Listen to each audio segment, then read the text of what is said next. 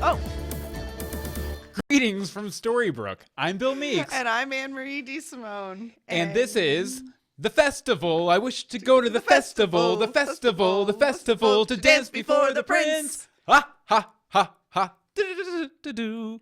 We also talk about ABC's hit series, Once Upon a Time. But not tonight. Nope, not tonight. Tonight, it's all about other fairy tale media stuff that's been going on lately. We're talking Such about... as Into the Woods. Into the Woods. Into the Woods. Into the Woods and Out of the Woods and Home before technical difficulties, which we had.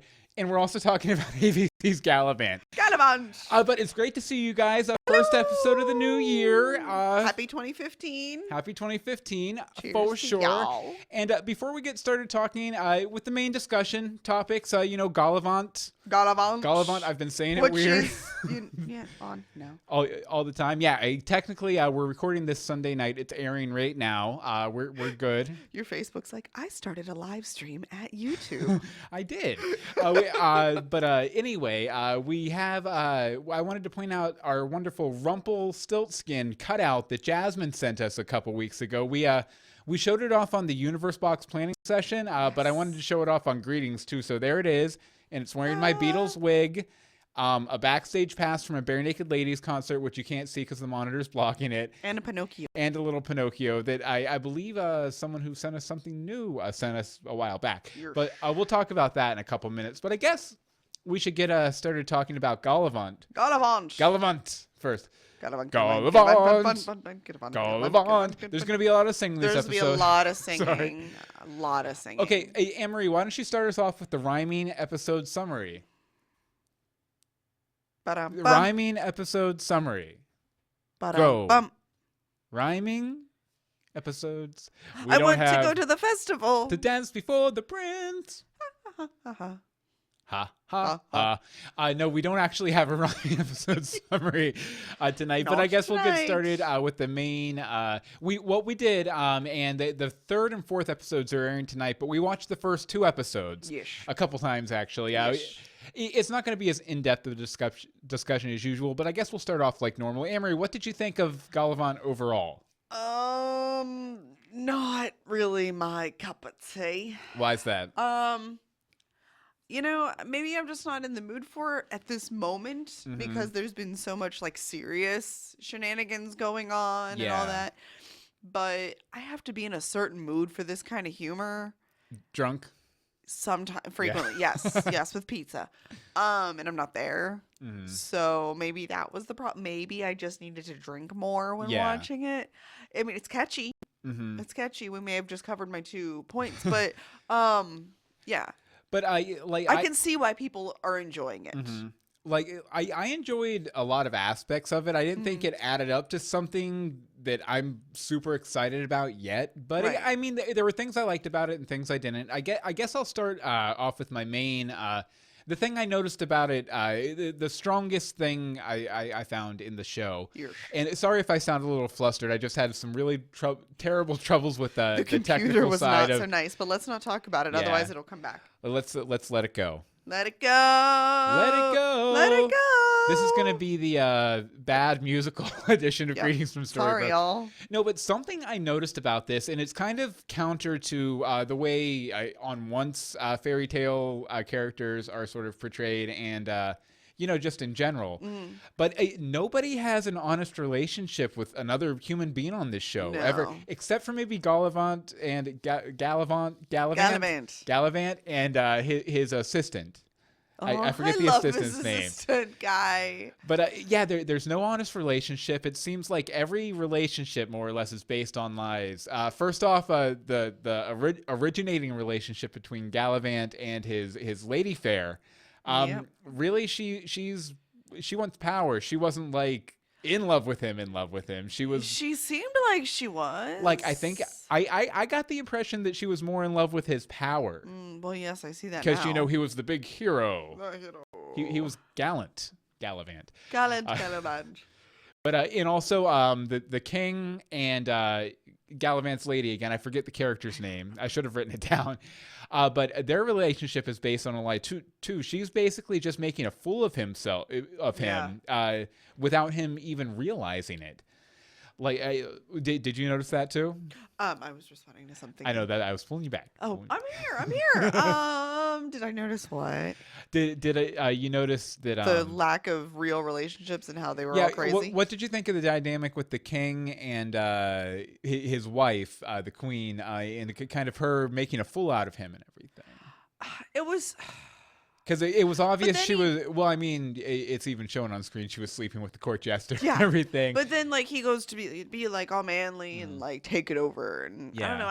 I don't really like I don't like the cheating thing, so I don't find that funny. Yeah. So well, I mean, there's that. To a degree, the king, the evil king, is supposed to come off as a bit of a buffoon. It reminded me a little of like King John from the old Disney Robin Hood, who's always sucking his thumb and everything. And that. Oh, sorry. Yeah, that and so it makes sense that he's being cuckolded and he doesn't even realize it. And it's literally right there. Yeah. Yeah, it was a lot of wasn't it Robin Hood Men in Tights? It had this very same feel. Oh yeah, for sure. So I mean, I like that movie. Maybe I was just one thing in the first episode especially, and it kind of I got better in the second episode, but I really didn't like the king's big number right after she leaves with the jester either. Like, no.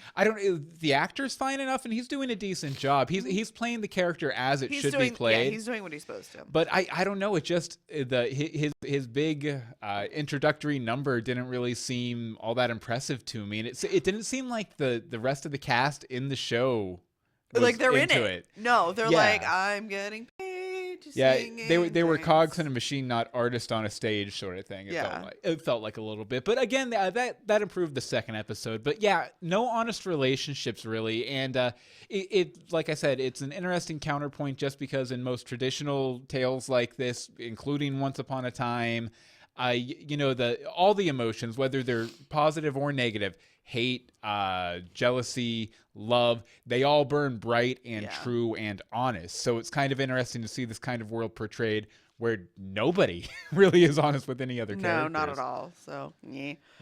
Patty wants to submit requests for our singing to sing Princess Isabel.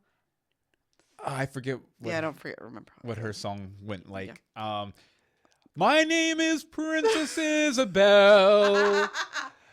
I don't look much like Belle, but I would like to tell Galavant a lie. Galavant! Yeah, and that's actually another one I wanted to mention too is Isabella is working behind Galavant's back with the king. She's like a secret agent for the king. Oh, yeah. Did you miss that? Yeah, sorry. It's fine. I missed that a little bit. You got the jokes. That's I got some of the jokes. Which leads to the point that I said this is not really my kind of comedy. Mm-hmm. It's very broad. Lot of testicle humor. I know, and I'm really not big in that. Mm-hmm. There's a time, there's a place. I don't think Sunday night at 8:00. Well, I mean, for me, even kids' cartoons have those kind of jokes. There's a time and a place, but it's not 10 times in one episode. We can use a stray joke, but yeah.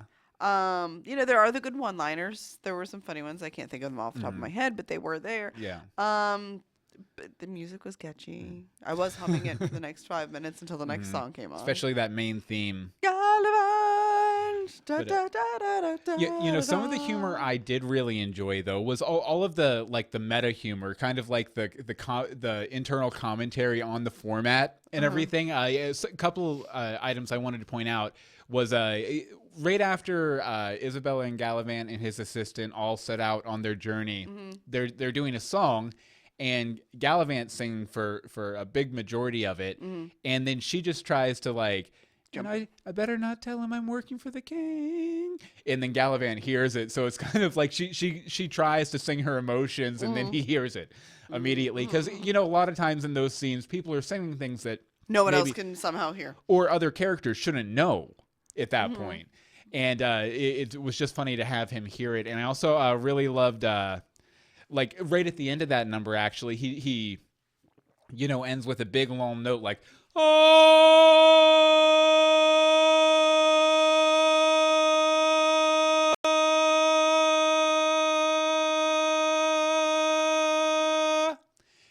and he says, and then he says, that's a really long song, and falls down. So I thought that was funny.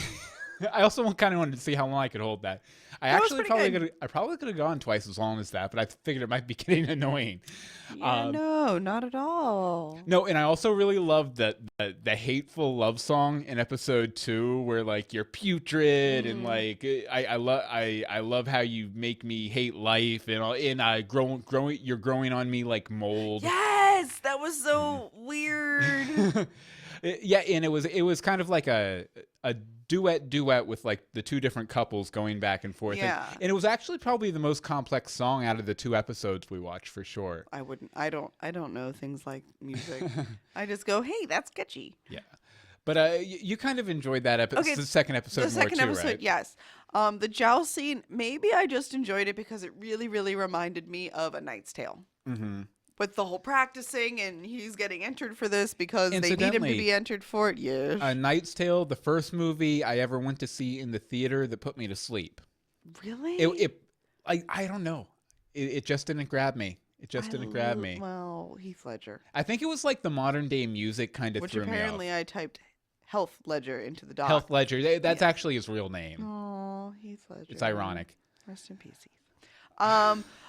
Okay, other things from that. John Stamos, hearts, big hearts for there it is. You gotta love Stamos. You gotta love Stamos. There was no Greek yogurt to be seen, so that was pretty nice. You can't go wrong with Stamos. Nope. Also, is it just me, or does the big priceless jewel look like the Sims jewel? Yes, and it was kind of lit up a little. Did you know we speak Simlish? But yeah, like in that the first show or the first episode, it didn't really, it had a little bit of a darker emerald look. But when the assistant, because we can't remember his name, hands the jewel over, it had like this glow going through it. I was like, it's The Sims. Yeah, I thought it was kind of weird too that like they seemed to be kind of careless with that overall. Like they were just throwing it around priceless jewel? Yes. Throwing it around like a paperweight when it was supposedly this great precious item. It's kind of like the MacGuffin almost for her character anyway. Right. Isabella's character. But yeah, overall, I guess that's probably. Do you have anything else you want to say about Galavant? I do not anticipate watching the rest of the series. Let's see here. See, you at least have notes. I mean, it's only about a quarter of a page, but you at least have notes. 2 other notes I had was that Isabella didn't look very much like her parents at all. Yeah. Which I thought was kind of weird, but it actually might be kind of the joke too, or it might be a plot point. Who knows? Maybe she's adopted. And I also was also kind of curious how Galavant paid his squire, since he was just the town drunkard by the time they picked up the story a year later. Yeah, I thought it was a little weird. Okay, so I guess we should do one arbitrary scale for each piece of media we're talking about. So, okay, let's see here. Out of 532 balls, how many balls do you give these 2 episodes of Galavant? Give it a guffaw. You can give it a guffaw. I'm just 200. 200? Why? It wasn't holding me. Let me ask you this: can you do a separate rating, arbitrary scale for the first episode and the second episode? No, I cannot. Fair enough. I would have cut to a close up of you here, but your camera's not working. Broken. That was part of the technical issues. Okay, so let's see. 5. That's all I got. So what do I think of it? Yes, what do you think of it? I was getting there. Okay, out of 532 balls, I will give it At least it's even. I'll give it like 350 balls. You're giving it 350 balls? Yeah, it was decent. Like if I had, obviously, like we'll probably go ahead and watch the episodes that are on tonight, see if it got any, because it got way better in the second episode, I thought. Yeah. So I mean, there's potential there. Maybe by the end of the series, it could be like, it could end up bringing it home. You know, maybe it's just the breakup part of it. Or breaking it up. That's messing with the rhythm. Maybe. Who knows? Possibly. We'll see. Okay, we have some gifts. Yay! Actually unfortunately I don't have the graphic because of the technical issues. What graphic? To show you guys the PO box. But I'll go ahead and let you know here. We did get a PO box, and we're trying. We have these poster holders back here that we're gonna try over the course of the next half season. Okay. To fill up with stuff to hang up behind us. Big poster. Yep, big poster. So I should probably take it out of the plastic wrap. Any notes, anything flat that we can throw in there. Pictures, drawings, that we can paste knitting. In there. Just flat. Yeah, knitting. You can just send them. And this is addresses on the website at greetingsfromstorybrooke.com too. It's Greetings from Storybrooke, P.O. Box 2641, Ackworth, Georgia 30102. Again, that's P.O. Box 2641, Ackworth, ACWORTH, Georgia 30102, and we'd love to get it. And we got some from Patty this week. Patty, who gave Galavant 425.6 balls. I don't want to know about 0.6 of a ball. Of a ball, yeah. Nope. Might have to ask Tom Green about that one. Okay, all right. Oh, Jasmine. Oh, is Jasmine in there? I tuned in late because I was watching the crummy Golden Globes. WTF is Bill wearing? This is much better than that awful awards show. Oh, I'm wearing a little Jasmine. what is this? Like it's a little raccoon, a wolf hat. It's a wolf. I am Wolfkin. No. You want to show? Yeah. Okay. Here. So, since Jasmine's like, hi, Jasmine, look, he's still here. We showed off your cutout earlier. Your yes. Rumple cutoff. So, cut out. Oh, I don't have my camera. We need to put cutoffs on Rumple. So, Patty sent us a very small and perfect sorcerer's hat. Yeah, I'll have to show it to the camera. So we now have control of the sorcerer's hat, so everything is okay. Once the stars align and the seventh seal, and I get the guy who lent me $1 for a sandwich when I was 14 and bumming money outside of Respect's Food Mart. You're gonna add it to your pile of goodies. Yes, I am, along with the Gotham badge and everything. Then. Once calendar. Once Upon a Time 2015 calendar. Which I think I'm totally going to have to do like a countdown in it to the first episode.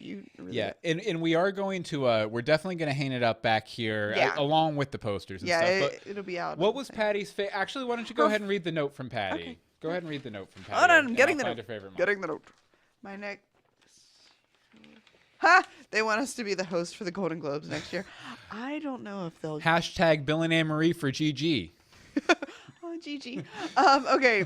It is true that Mr. Gold no longer has the sorcerer's hat, but at least you guys have some form of it. Sincerely, Patty. P.S. I hope you enjoy the calendar. My favorite character is August, even though my birthday is July. Do you remember what month August was? Yes. It's probably on the back here, isn't it? Well, I was just about to say it's my month. No, it's Emma. It's one of Emma's. I was thinking August, like the character. Oh yeah, there's no character August, unfortunately. Here, I'm trying to she was being punny. Yeah, unfortunately, it got a little wrinkled in shipping, but that'll be okay. That's okay. August is Belle, actually. Oh, it was Belle? Yeah. Oh, August is Belle. Because I was like, August is yay, Belle. My birthday's awesome. But thank you so much, Patty. We really appreciate it. And we'll get that calendar hung up by the next time we do an episode. And we'll put the note in the thing. And P.O. Box 2641, Ackworth, Georgia 30102. If you want to send us some stuff. Just a letter. We like things. A little drawing of a once character. I want to doodle. Someone doodle something. If there are artists out there who listen to us, we'd love a little sketch of us. Here, we'll pose for it. I'm sure the audio listeners love that. Okay, and we also wanted to plug. We have coming up in a couple weeks. We might draw. Actually, I think it's next week. What is? I believe the What If. What if? Yeah. No, next week is the first episode. The first What If episode, right? What if? Yeah, I believe so. And if I'm wrong on this. Oh, yes. Yes. Sorry. If you guys know Hope, she's a listener. She writes in all the time. Always in the chat room when she can be and everything. Yep. She proposed to us to do to cover the hiatus and everything, to do a what if episode of the show, or 3 actually. We're gonna do 3 before one comes back. I missed that memo. Where we take various plot points and things that have happened in the show and ask what if, and kind of speculate on what would have happened if X had happened in the series. Like, I don't know, what if Bay had become the new Dark One, for example? But just like big kind of like world-shaking ideas like that. And it's just going to be a fun. We'll probably have some magic juice. It'll be a good time. But I believe it is October 19th next October. Or October. What How am I about talking January? about? Yeah, January. January 19th at 8:30 p.m. EST. We'll have links out on the social medias to come join us in the chat room. Or you can go to youtube.universebox.com and subscribe. Which is where you might be watching us. Yeah, you might be watching us right now. And come join us for that episode. Rumor has it 4 people are watching. And we're going to get some, commentaries out in the hiatus too. Oh, are we? Cool. Yeah, we just need to sit down and record two weeks in a row, and we should be good actually. Okay, so now let's go into the woods. Into the woods. Into the woods. Into the woods. I wish to go to the festival. I hope, I think, I know. Into the woods. He knows the words better. I've only seen well, it. The thing is, I don't know if I've ever mentioned this on the show before. I used to work. I spent a summer living at a theater that ran out of a barn called the Brook Hills Playhouse, and the first show we did summer was called Into the Woods. If you may have heard of it. Yeah. But no, really great show. But I heard it like a zillion times because I was crew, and I was also in the show. I had a cameo and I guess I'll do my line from the show. Okay, let's hear it. I was the fact baby. That you remember the I stood backstage and held a microphone to do the baby. So I'll give you guys my baby impression. I don't think I've ever done this on the show before. You haven't. Okay.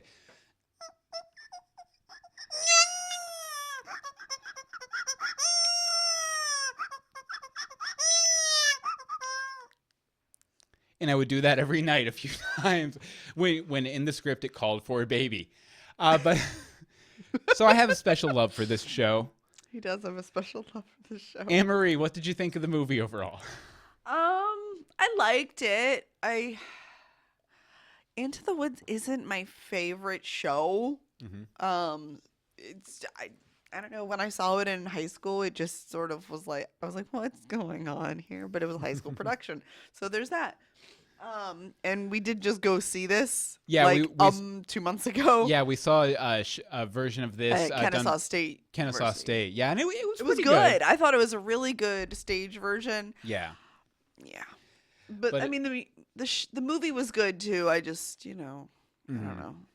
Yeah, you've always felt that I know. You've always felt that it kind of falls apart in the second act, and I'm one of those people that just wants the happy ending. Mm-hmm. I like a happy it to end ending. right there. I really could use the movie to end right there. Yeah, you want the appetizer. You don't want the meat and potatoes kind of. I mean, I'm okay with some meat and potatoes. If we could mix in the meat and the potatoes with the appetizer, I guess. That'd be good. I don't know. I'd be all right. Okay, but let's see. What did you think about it? I liked it. I liked it. I thought it was pretty good. Again, Act 2 is slow. Even though I really like the message of Act 2 and the presentation of Act 2 and a lot of the songs in Act 2. Right. Act 2's just slow, especially after what they cut in this version. But the duet between the father and the son, after that is like glacial pace. But right. At the same time, Sondheim has a lot of thematic dialogue he has to get out, and songs he has to get out to kind of tie everything up there before they kill the giant too. So I mean, it's understandable, but I mean, overall, I liked it. I thought everyone was well cast, with one exception. Yes. A lot of people have been like going gaga over Meryl Streep in this, like more like Meryl Week. Oh, such a bad joke. I liked her well enough. She did a fine job. She did as good as I've ever seen Meryl Streep do, and I like Meryl Streep. I love Meryl Streep. But I didn't think she was a very good witch overall. Like, she did fine, but she wasn't this big revelation like a lot of people were saying. No, it was definitely not like the end all be all. She wasn't the best performer of the show. Oh, definitely not. By any stretch. Definitely not. And I mean, well, I'll let you. You sort of pointed it out okay. about the costume. Yeah, but I'll let you take that in a second. But I've just, I've seen several versions of this show now and several taped versions of this show and everything. And honestly, like that college production we went to, I thought The Witch was better. Was a lot better. And back at Brook Hills, back when I was like 12 or whatever. Or 19, whatever. But, I thought that Witch was better too, and she wasn't that good. Now I'm curious who it was because I'm sure I know them. Well, actually, I'll tell Leave you it off offline. there. Keep it offline. Okay, in the costuming, this is another point where actually that Kennesaw did a lot better, I think, than the movie. The transformation between Ugly Witch and Pretty Witch. Yeah, you could see it. You could see a clear difference in the stage show. Yeah, even though it still had the same feel like it's supposed to. Right, it should. But maybe it was the hair because that character had like a head thing on as the evil witch and then not. But maybe it's because they kept her hair blue or whatever. Was it blue? Yeah, or gray? Like it was just like really blue, dark. It looked like blue cotton candy or something. It didn't work for me. It just stayed too similar. Like even when she was the pretty witch, like she looked like something you'd find in an attic. Just like dusty and cobwebby. Like a yeah. Like a marionette, that's the word. Yes, that's exactly what she looked like, was a marionette witch. And I mean, even her vocal performance was fine and everything else. Like this is if Meryl Streep is listening, because I know she's a listener to this podcast, we're not slamming you, Meryl. We love you, Meryl. Especially in adaptation, you were great. But this was not your best work. This isn't your best work. But then again, everyone else is telling her it's her best work, so maybe it is. Maybe it is. We just don't know anything. No. Anna Kendrick, however, she was awesome. You liked Anna Kendrick? I love Anna Kendrick. I love her anyway. This was my first time seeing her in anything. This was really your first exposure to her. She was good. She was good. Yeah, like actually on the steps of the palace, especially with the staging of it and everything. It was really good. Yeah, like it was probably my favorite version of that song, which is one of my favorite songs in the show I've ever seen. Yeah. On the steps of the palace. That was off key. Yes. Terribly off key. Yes, it was. But no, I thought she did really good at all points of it. Like, one thing with her is I didn't like a lot of times when I see this show, I get the impression, like I get the clear impression that Cinderella is very happy ending up with the baker, like romantically. Like any version I've seen made that pretty clear. And this one I really didn't feel it. I didn't really I felt like she was going to be his nanny. I didn't feel like they were going to be husband and wife like I've felt most of the stage versions. I can see that. I can see that. Yeah. That was a little weird. That's a little weird. But I mean, there were a lot of changes between this one and the stage version. Like for example, this was like what's that? Patty wants to see me squeal Meryl Streep again. I don't even remember squealing. I tend to do things like that, like Meryl. But one of the big things that got under my skin with Disney's take on Into the Woods is I get really upset about this. Really they completely cut the narrator part out of it. Yeah, you love the narrator. And they cut the part of the baker's dad almost completely out. Right. And the narrator, I think, really works well because when the narrator dies, it's a very, like, even more than, especially, I guess, with the movie, because you don't have the intermission. Right. It's a very clear signal. Okay, we're not in happy fairy tale land anymore. Right. We're in real world. Everyone dies and everyone's horrible to one another kind of thing. Right. And it's when the narrator goes away, you're like, okay, no one's in control of this story anymore. Right. And it just kind of fell flat thematically for me. And also, what's the duet that they do? No More. But no more crying. I think that musical theme begins with the father and the son. And they played a little bit of it like in the background, but I really missed that song too because like honestly, when I was stage crew for this show, after that song, I pretty much checked out. Like I would always, because I really liked the actors who performed, who were playing those parts. I would sit back in the light booth and watch that song, and then I'd go down to the lobby and get the popcorn and stuff ready for everyone coming out of the show. But I had to see that song, so it was kind of sad for me to, for the narrator not to be there. Although when we went to see the college version, they did a really weird thing with the narrator. He was like this reporter in like Vietnam or something. I actually really liked him. It was one of those very kind of like esoteric theater things where they had like a 500-word essay in the program explaining. Yeah, and we weren't reading that. Yeah, but it was just interesting. But and I also, Johnny Depp as the wolf was fine. I kind of hate that they didn't do the double casting with the prince, because that kind of is supposed to say something thematically. But I can live without that. I can understand they wanted to get Johnny Depp with a name like Johnny Depp or Chris Pine. It would get confusing really quick, right? But I also didn't need to see a big furry phallus or anything on the wolf. But I thought Johnny Depp kind of played it safe, and it's still Disney.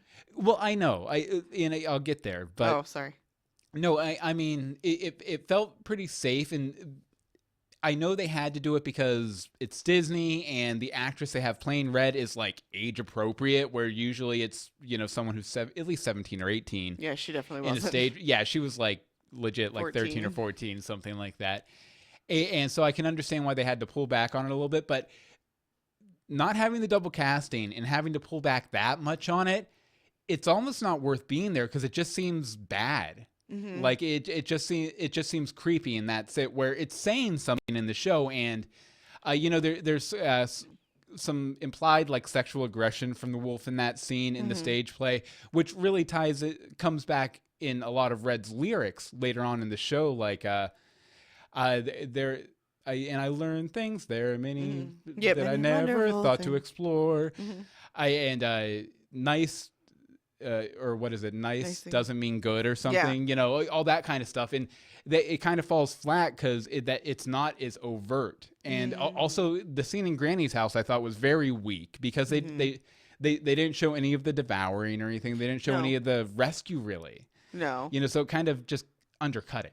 A little bit for me. I can see that. I can see that. And the one other big change I kind of had a little bit of a problem with was the fact that Rapunzel, and I think you kind of dozed off for a minute.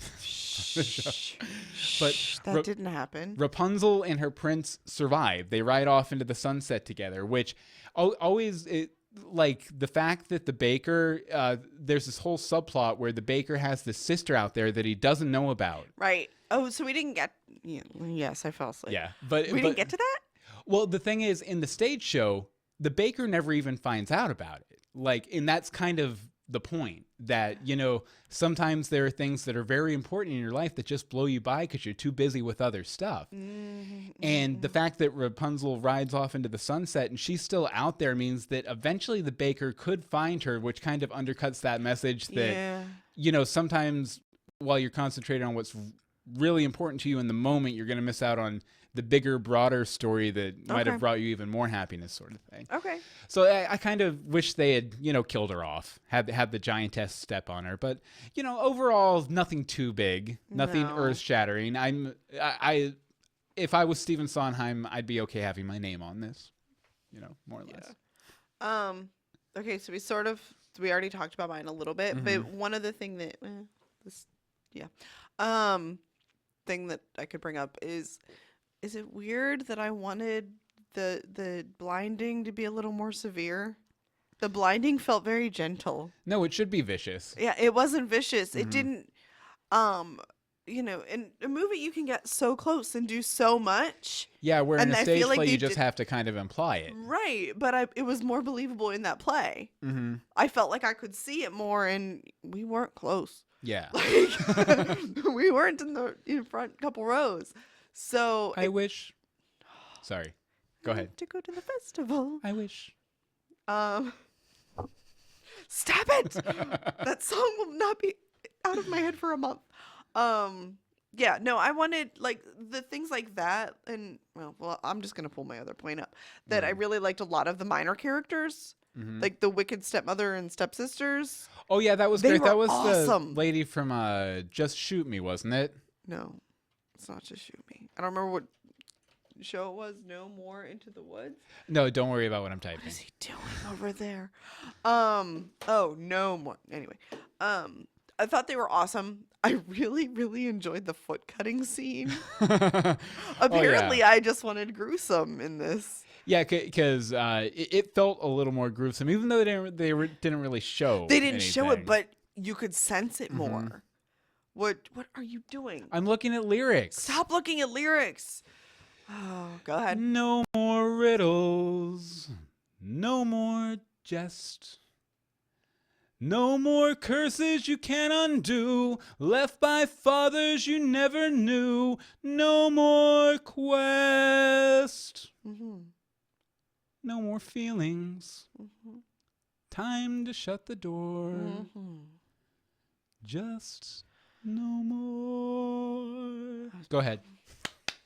That's pretty much all I got. I just had to hear it. Make sure I got it right. That's a pretty weak clap. Okay. It was a pretty weak performance too, so. Sorry, guys. Okay, he sorry. Wanted a good clap. Sorry to interrupt you. I got nothing. I was done. Pretty much just saying. Well, you said this was the musical episode, so I figured. Oh, it's the musical. Why don't you pull up some lyrics while I talk? You don't want. Nobody wants that. Okay. Actually, speaking of music, though, I just wanted to say I think they did a great job with the music all around. There were some like key changes and stuff like that, but I mean, you adapt to the singers you have, you know.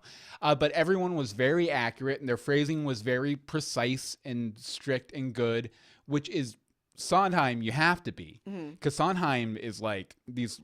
It's like an Einsteinian equation of like music, you know. It's very complicated. You have to get all the beats right and everything, and they did just a beautiful job. This is where it really shows that I have zero musical talent whatsoever. I don't see none of this. I'm just like, oh, pretty song. Well, to be fair, I only have 4 musical talent, so come more than me out of 100. But anyway, got negative 20. No, but I also enjoyed that you heard not only snippets of songs that got cut, but snippets of songs from other Sondheim musicals as interstitial music. Oh, yeah? Which I thought was really cool. And a lot of the times, like, I forget the specific example from A Little Night Music, but it was very fitting with the scene they were in, too. So I thought that was nice. And, you know, they made sure to serve the Sondheim theater geeks.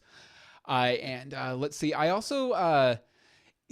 one more big complaint I had about the movie was that I thought it was a big mistake to actually show the Lady Giant, because felt weird. Yeah, in every stage play I've ever seen, it's always been, what is that? Where they put the shadowed light on the scrim? Gobo or it's a gobo. Yeah, I love gobos. They have a gobo, or it's some sort of just like implication, or they just flash the lights and have the voice over, and they don't actually show. They very rarely show anything of the giant. Maybe the feet, but that's about it. But this, not only did you get the feet and the hands and the shadow, but you also got a full facial shot of the Lady Giant right as they were killing her. Right. And I thought, I don't know, I've always pictured the giant a certain way, and it was way better than what was in the movie. But I'm pretty sure that's true for everybody, because I mean, across the board, what you can imagine is going to be way better than what anyone can come up with. Yeah. Because you don't have budget limitations or technology limitations. Right. But I thought that was a little bit of a mistake. But a little bit. Overall, pretty close to the stage play, I thought. Agony. Minus everything I've said for the past half hour. Patty thinks you can actually sing pretty good, and you should sing Agony. Agony? Okay, well, why don't you do your last point? I'll pull up some Agony lyrics. I don't have one. I already talked about it. Did you? Think of something. What did you think of the baker, James Corden, who's probably never going to act again because he's on the Late Late Show now? Oh, is he? Yeah, he's taking over for Craig Kilborn. Oh. Or not Craig Kilborn. Whoa. Wait, hello, 20 years ago or something. Drew Carey Show guy. Craig Ferguson? Craig Ferguson, that's it. Drew Carey. Craig Kilborn. Nice. I liked him, actually. I don't know. I'm not huge on the baker to begin with, but... Oh, you don't like the baker? I don't know. I like him a whole lot better than the baker's wife. I'll tell you that much. Maybe. Okay. See, I really like the baker's wife in the stage show that we saw. Well, she was really good, and to me, she looked like a baker's wife. Yeah. Where Emily Blunt did not quite look like a baker's wife. I actually thought it was the lady from Titanic. almost the entire movie. Yes, you did. And she would love you for thinking that she was that young.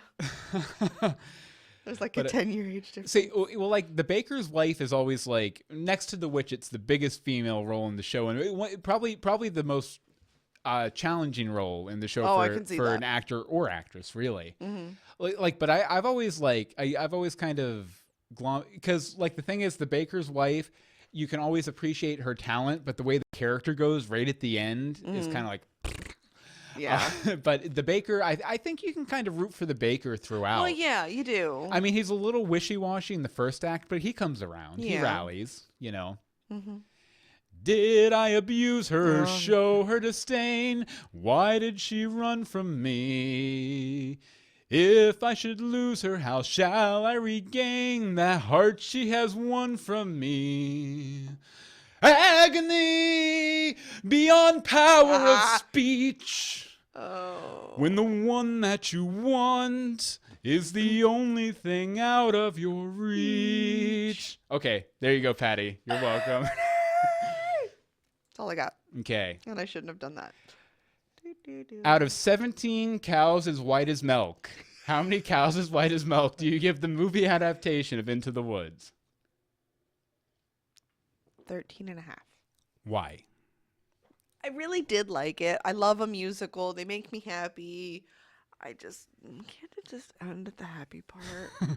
It can when you watch it on home video. You can just hit stop. And it will. Yeah, that's actually a big problem when they do stage versions of this show. And I noticed this when I was working at Brook Hills too, is a lot of people leave at intermission. Why? Because they think it's over. What is wrong with people? Well, that's like the natural stopping point for 99% of stories, especially fairy tale stories, you know? Yeah. And if you leave at that point, you're like, oh, it was just kind of like this dark, twisted mashup of all the fairy tales. That was cool. But you don't realize how dark and twisted it is until you get to the second. Ooh. How many? 17 cows as white as milk? That's what you said, yeah. I'll give it 15. You're going cows to give 15? As white as milk. Okay. Yeah, I thought it was really well done. And I mean, it's the only version of movie version of Into the Woods we're probably going to get for 20 years. So one would hope. Let's honestly just hope, because let's be creative, Hollywood. Come on. But honestly, if I'm in an Into the Woods mood, I'm probably going to sit down with the Bernadette Peters version. Oh my gosh, the amount of no. The amount of times I've heard, you need to see it. Bernadette Peters. I'm like, although Felicia Rashad, Claire Huxtable from The Cosby Show, I guess she stepped in for Bernadette because it's her with the rest of the cast from the Bernadette Peters version, and it's pretty good too. Costuming's much better than Meryl Streep, for sure. But okay. yeah, I liked it. Good. Okay, to wrap up here, we have some listener questions and feedback. As always, you can email us at greetingsfromstorybrooke@gmail.com, tweet us at GFStorybrooke.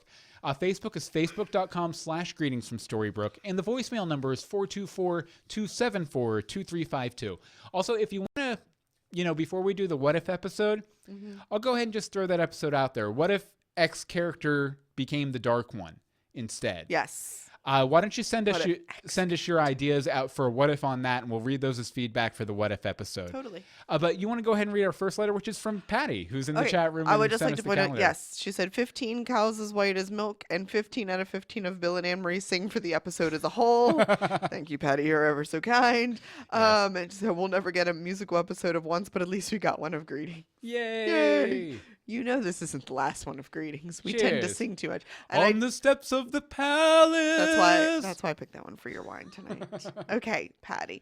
After Bill verified that fan mail could be answered this week, I decided to call in and give a thought on Galavant and Into the Woods. Like once, these shows were shown to redefine the genre of medieval fairy tale by showing us what we know and adding a twist. In the film Into the Woods, we do see the character get their happy ending and its aftermath. Despite the fact that the character did get what they want, we learn the new problems have arose after the previous problems have been resolved, which is something similar we ironically finally find in the ongoing series of Galavant, where despite the fact Madalena chose fame and fortune instead of love, we also get a year later we also get to a year later, much to surprise of no one, that their marriage isn't a happy one, which making which making us excited since I am hoping at some point the king will find out about her infidelity and she will be executed for adultery. Wow. Which has nothing to do with the character. I could see that. Back in the day, there was no such thing as divorce. Since you were more likely to get hit by a lightning bolt than to get a divorce, the marriage usually ended with a death. Well, that reminds me of a completely off topic, but I heard like this historical anecdote. I forget the king, but he found out his wife was cheating on him. Mm-hmm. So he went and had, actually, you know, since we're already talking testicles this episode, but had his testicles removed, put in like into his hollowed out head and stored on a shelf in her room as like, don't do that again. Creepy stuff. The guy? Yeah, the guy she was cheating on the king with. Had him killed. Took his testicles, put in a hollow, like bowl, hollowed out head thing, and put it up on a shelf in her room. So yeah, when you say get medieval, that's what you're talking. Wow. But anyway, go on with Patty's letter. Oh, bad. Just a little history lesson. I forget the name of the king, though. I don't want to know. Okay, one doesn't have to look so far. Since Anne Boleyn. Oh, sorry, I can't read. Was falsely executed in the same crime by her hubby, King Henry VIII, which is a double standard is apparent since it was pretty obvious that Anne Boleyn may not have cheated, but Henry sure did, and no one was executing him. I think in some way the theme of choice and sacrifice is apparent, which does make it entertaining to watch, which is a thought I hope you agree with. Yes. If not, then I don't understand. No, we hate the double standard. Yes. It's stupid. Very much so. Very much. Okay, here we have a letter from Other Anne-Marie. Anne-Marie. Hi, Bill and Anne-Marie. Howdy. And the first section is Galavant. Oh, what a delightfully tacky show. I enjoy musical-type shows, and this one is just hilarious. It reminds me of a lot of The Princess Bride. Very much so. Yeah, a lot of the same kind of humor. I remember Timothy Amundsen from Psych, and he is amazing in his role as the king. Agreed, Other Anne-Marie. We liked him as the king. I just didn't like his song that much. No. He has these quirky moves which makes everything even more preposterous. All in all, I can say I will definitely keep watching this series. Now, as far as Into the Woods, I didn't know anything about the musical before watching the movie and was not familiar with the music. I like the fact that this movie kept close to the original fairy tales. I did think that they started dragging a bit with this. They started dragging a bit with the song and expected the movie to finish much earlier. There were definitely parts I liked, but the movie didn't leave a big impression with me since I forgot most of it already. I would love to hear what you guys thought of the show and the movie and how much you thought of once while watching. Other Anne-Marie. No, that's a good question. We didn't really do that. Yeah, it really didn't pop into my head too much, really. It did with Galavant. You know why? Same sets. Oh, yeah. I was like, I know that castle. Oh, look, there's someone riding on a horse by the ocean. I've seen that before. You know, I do remember when I was watching Into the Woods, thinking about Rapunzel in comparison to the Once Upon a Time version of Rapunzel, and how important Rapunzel was in Into the Woods and how unimportant Rapunzel was in Once Upon a Time. Yeah, that still bothers me. That was actually probably my main point of contrast, probably between the two. Although, I don't know. In Chris Pine's character, I could see a little bit of like philosopher charming kind of swagger going on for sure. Okay, you want to read this one from Dawn? Dawn, okay. I over scrolled. Sorry. All right, I just saw both. Into the Woods was a bit much singing for me, but I really liked that it wasn't a plot I'd seen before, and I really didn't know what was going to happen. I really enjoyed Prince Charming and the Ugly Stepsisters so much. So I expected Galavant to be some sort of cheap ripoff since it was released so close to the release of Into the Woods, but it's totally another thing. I've seen the first 2 episodes now, and I loved it. The right amount of singing, the right amount of camp, and I really love everything about it so far. Dawn Noir. Excellent. Thank you, Dawn. Love it, girl. Yeah, and actually, I believe you were the piece of feedback that pushed us over into doing this episode? Into actually doing this episode. Let's see here. Let me go ahead and add this to our shot, and we'll finish up with a voicemail from Woo. Wow. So that's what you were doing over there. Take it away, Woo. I've seen a lot of great fairy tale adaptations over the last few weeks. Before I saw Into the Woods, I saw Wicked for the first time on stage, do yourself a favor if you're a fan of The Wizard of Oz, or if you're just a fan of green musicals, get a ticket when Wicked comes to your town, or comes near your town, because it is not a night wasted at all. It is one of the best musicals I've ever seen and heard. And it also got a great message about friendship. So do yourself a favor and go see Wicked. Talking about Into the Woods, though, I had no interest in seeing Oz the Great and Powerful, or Alice in Wonderland, or Maleficent. I really had no interest in seeing these things, because anytime Disney adapts something that's animated that quote-unquote they created, I feel that it loses a little bit of heart, it loses a little bit of soul from what I enjoyed originally as a child. Cinderella looks not like this. It does seem a little bit different, so I may go see Cinderella when it comes out, but I was interested in seeing Into the Woods because I saw a production of this on DVD. Bernadette Peters actually played the witch. I thought everybody in this cast did a phenomenal job. I thought Anna Kendrick did a really good job as Cinderella. I thought Chris Pine, who I didn't know could sing before this movie, did a wonderful job as the prince. And I love his line about who he thinks he is as a prince towards the end of his story arc. I think that was the funniest line in the whole movie. I loved Emily Blunt. That's another thing. They cut the agony reprise. Because there's another version of that where they talk about how they're not satisfied with their current lovers anymore. And they found Snow White, and I forget the other one. One of them found Snow White, and the other one found another Disney princess kind of thing. Knows who it was yeah, we'll say. I was I can't think of the guy who played Emily Blunt's husband, the baker in Into the Woods. I thought Little Red Riding Hood did wonderful. I thought Johnny Depp did wonderful, even though it was only a scene or two. He really captured the essence of being a sly wolf. The one casting that really surprised me, that I had no idea about, was Tracy Ullman as Jack from Jack and the Beanstalk's mother. That really surprised me. That's another. I didn't realize that was. Like that's another role in Into the Woods that's like very sought after by older actresses. Like, yeah, like generally, when you have actresses and you're distributing them into the Woods, you put your best person as the witch, your second best person as Baker's wife, third best person as Jack's mother.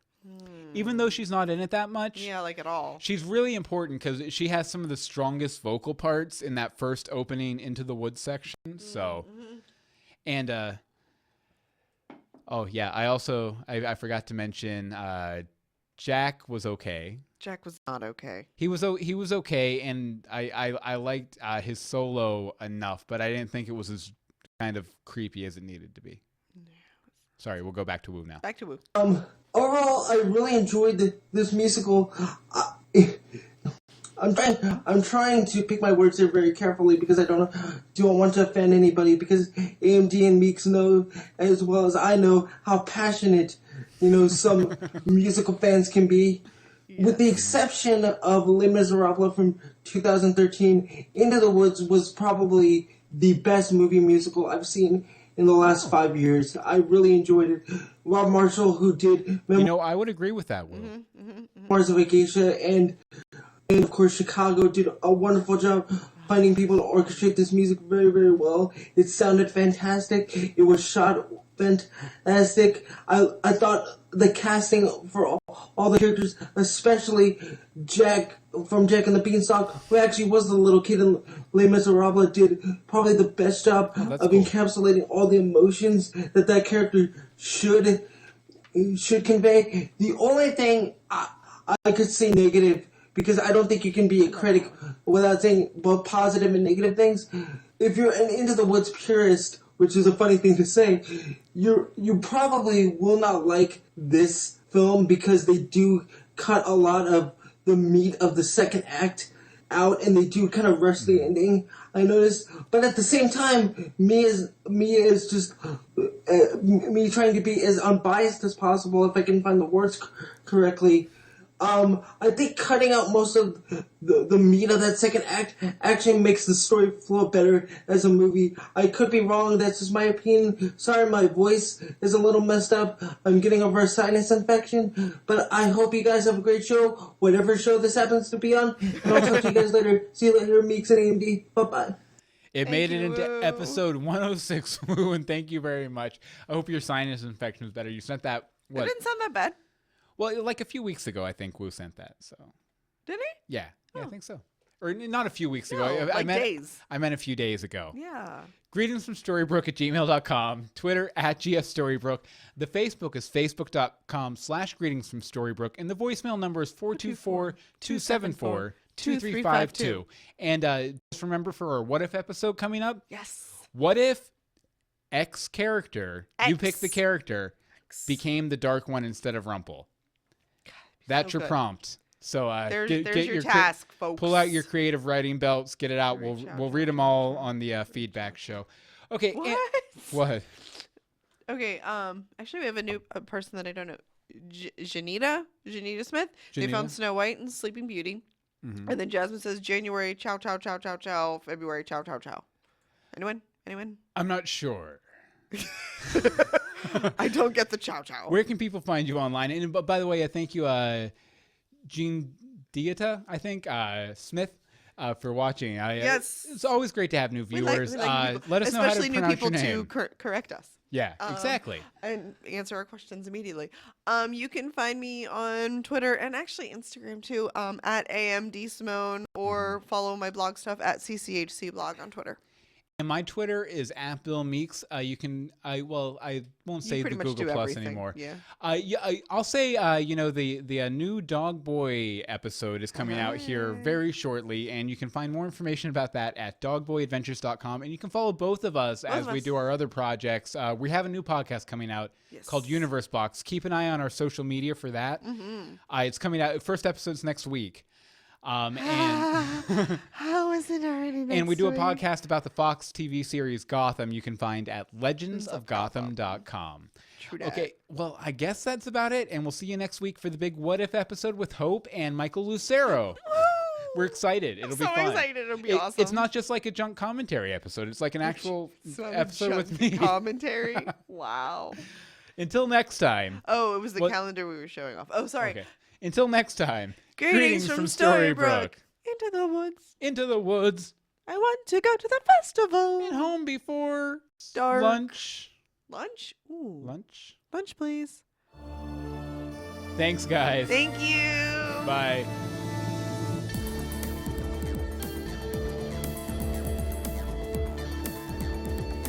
John Diata. John Diata. They wrote it phonetically. Thank you. God, ciao commercial. Ciao, ciao, ciao, ciao, ciao.